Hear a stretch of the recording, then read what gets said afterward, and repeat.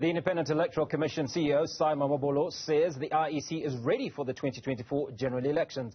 The Commission will publish the final list of candidates as well as a list of parties to contest the various tiers of the elections on the 10th of April ahead of the polls. Mr. Mamabolo joins us now. Mr. Mamabolo, appreciate your time and a very good afternoon to you. Now, let's talk about the specific strategies that the IEC employed to achieve the significant increase in voter registrations, particularly among young people. This is a key milestone for you. Of course, we're quite happy with the progress we've made relative to the registration of young persons. And that has been a sequel to the campaigns that we've had on the online portal, registration portal. It is proving to be a hit with the young persons.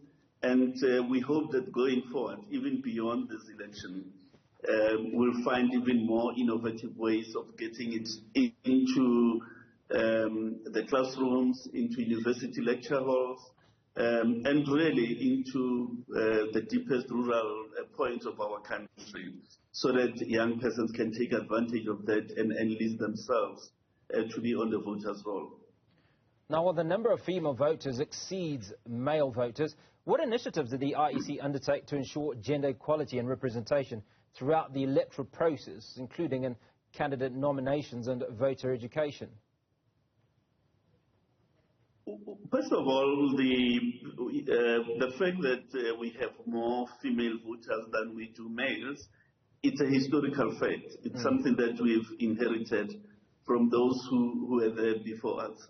It does indicate that the female folk within our society, they have a deep affinity for participation in the elections. And that reality is also reflected in the number of people who actually vote on the day. Women always come top. And we, as the Commission, we want to thank them for that disposition, for that the seriousness with which they take electoral democracy. As regards the voter education, we now need to intensify our efforts, and we'll do so via online platforms. We'll do so via channels such as yourselves in TV. We'll do so via radio, including community radio, so that every one of the 27.7 million voters on the roll understands that they're going to get 3 ballots and what each one of the 3 ballots represents, because ultimately that's what the voter should be able, they should be empowered to have an appreciation of what their act of marking a specific ballot actually means in the overall scheme, in the constitution of legislative assemblies. Mr. Mamabolo, your strategy on reaching voters that are predominantly in urban South Africa is pretty clear. But let's touch on what you're doing in rural areas where the internet might not be the first port of call in reaching some of these voters, or radio or television for that matter. You are quite correct. Hence, we have to employ a mix of platforms to reach them. That's why, even as we are very intensive on social media, we are going to be intensive of radio and television. We cannot jettison, as it were, the use of face-to-face engagements. We have just over 2,500 democracy education facilitators who are working in the wards, including rural wards, engaging communities, teaching people about the 3 ballots and so on. So it is the overall cumulative endeavor that will get us to reach the 27.7 million people. It is not just one platform that will do it. It's a combination of platforms appropriately mixed to ensure that we reach the target. Now, how thorough and effective has the process of educating some of the staff? I mean, you're talking about 202,500 voting officials, especially given the new category of staff to support the counting process. Are there any concerns regarding staff readiness or competency? Training is currently underway.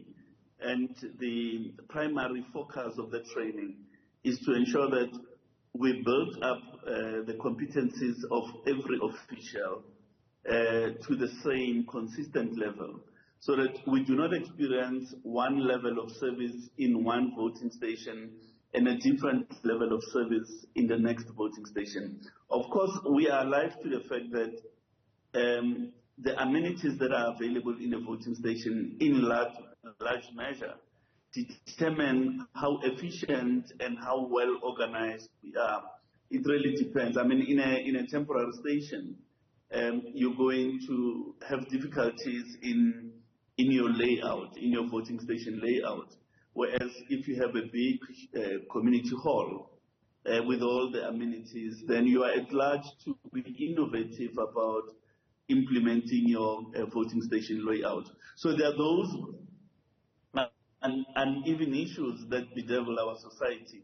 But even with that, it's still important that we train the officials, and that training program is currently underway to ensure that they have the same level of competency to discharge their responsibilities in an impartial manner and treat the voter with a measure of customer centricity and related issues.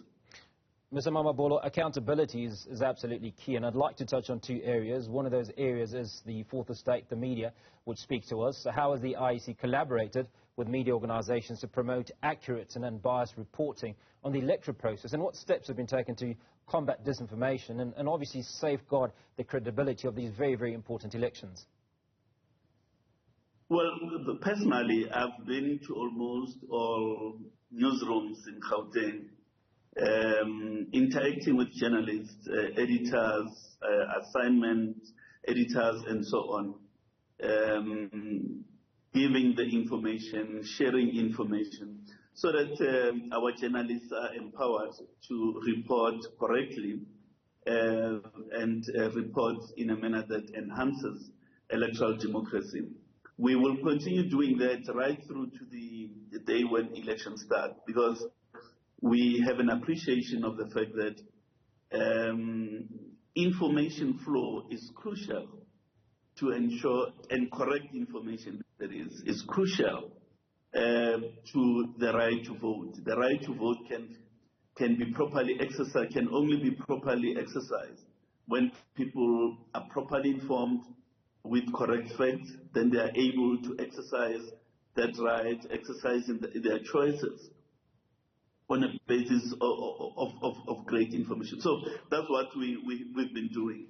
And then with regard to disinformation, we are partnering with MMA, we are partnering with social media platforms, those that are cooperating, to ensure that incidents of disinformation can be reported and they can be expeditiously evaluated, and where the complaints are found to be meritorious, for action to be recommended to platforms to be taken, such as takedowns, issue of warnings over a particular post, and so on. And to do so in as short a time as is reasonably possible, because, as you know, social media is very instantaneous and has great reach. So if we were to mitigate the negative effects of disinformation, we're going to have to do all these processes within a time that is as short as reasonably possible, and it should not take more than an hour in our view. Mr. Mamabolo, you obviously want free and fair elections. You want people to vote in the best possible environment, and that's an environment that is devoid of various threats, some of which we have seen in the public domain. Just what is the IEC doing to ensure that those individuals that impact on the voting landscape are brought to book? Well, first of all, we want to take the opportunity, Hugo, to call on the leaders of political parties to be circumspect with their political rhetoric, to measure every word they utter against the need to maintain a climate that is conducive to free and fair elections. I think our political leaders bear a huge responsibility in that regard. The Electoral Court, which has been seized with many matters in the last few weeks or so, is the enforcement authority for the Electoral Code of Conduct.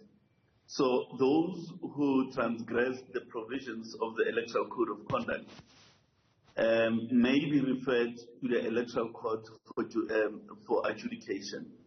And in the event the court finds that indeed there's been a transgression of the provisions of the code, the court is at large to issue certain orders that have far-reaching consequences. For instance, the court can order the disqualification of a party or disqualification of a candidate.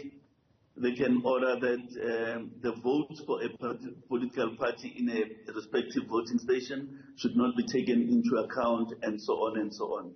Which is why we want to sound a warning to our leaders of political parties that please teach your members, please ensure that when you utter statements, as robust as the electoral contest may be, do so with great circumspection, because should you be referred to the Electoral Court and the court finds that indeed your utterances or utterances of your candidates or even supporters violate the code, there may be far-reaching consequences for your party.